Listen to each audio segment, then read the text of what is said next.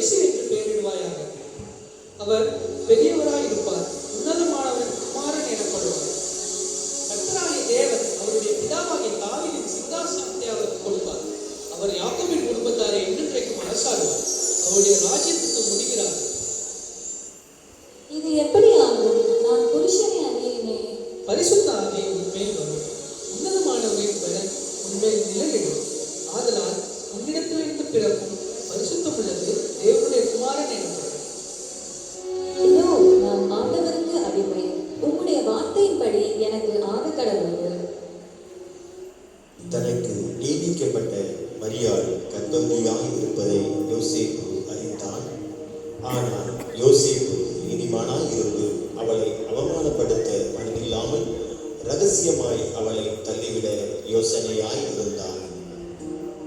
அன்று இரவு தேவதூதன் யோசேப்புக்கு சொப்பனத்தில் தோன்றி, தாவீதின் குமாரனாகிய யோசேப்பே, உன் மனைவியாகிய மரியாதை சேர்த்துக் கொண்டு ஐயப்படாது. அவரிடத்தில் உற்பத்தியாயிருக்கிறது பரிசுத்த ஆவியினால் உண்டானது. அவள் ஒரு குமாரனை பெறுவாள். அவருக்கு இயேசு என்று பெயரிடுவாயாக. ஏனெனில் அவர் தமது ஜனங்களின் பாவங்களை நீக்கி அவர்களை ரட்சிப்பார்.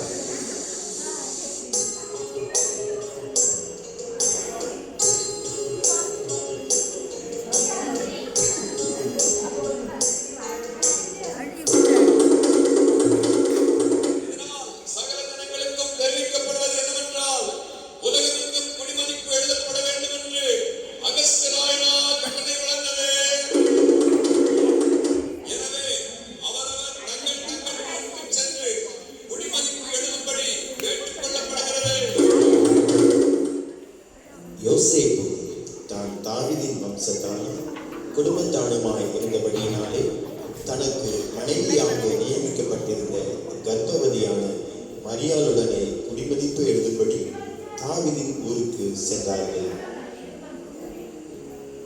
மரியாளுக்கு பிரசவ காலம் நேரிட்டது.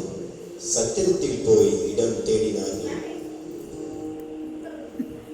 ஐயா, என் மனைவி பிரசவ வழியாக வேதனைப்படுகிறார். உங்கள் சத்திரத்தில் இடம் இருக்கிறதா? இல்லை ஐயா.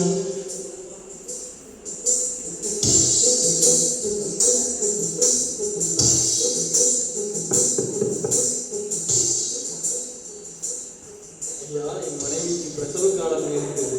உங்கள் சத்திரத்தில் இடம் இருக்கிறதா? இடம் காலியாக இல்லையே. சத்திரத்தில் இடம் இல்லாததினால் அங்கிருந்த மாட்டு தொழுவத்திற்கு சென்றார்கள். அவள் தன் முதற் பேரான குமாரனை பெற்றெடுத்தாள்.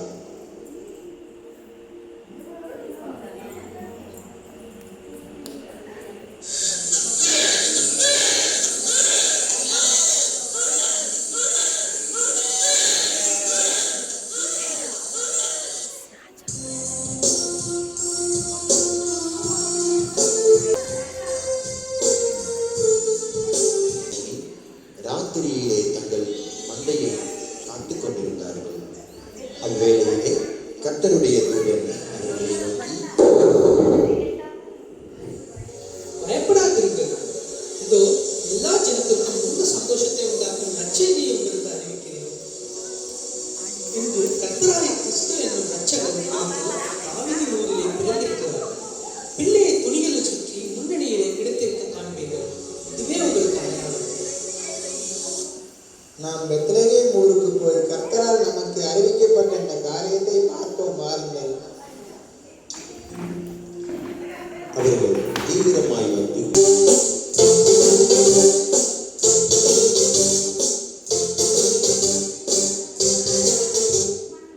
பெத்லகேமிலே இயேசு பிறந்த பொழுது கிழக்கிலிருந்து சாஸ்திரிகள் அக்குழந்தையை குறித்து விசாரிக்க எருசலேமில் உள்ள ஏரோது ராஜாவின் அரண்மனைக்கு வருகிறார்கள்.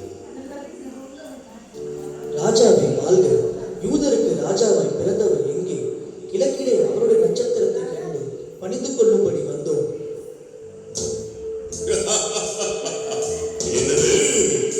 யூதனுக்கு ராஜாவா?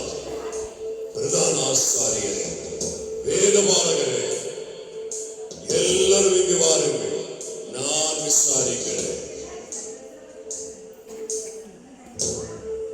கிறிஸ்துவானவர் எங்கே பிறப்பார் என்று எழுதியிருக்கிறது பார்த்து சொல்லுங்கள் எனக்கு.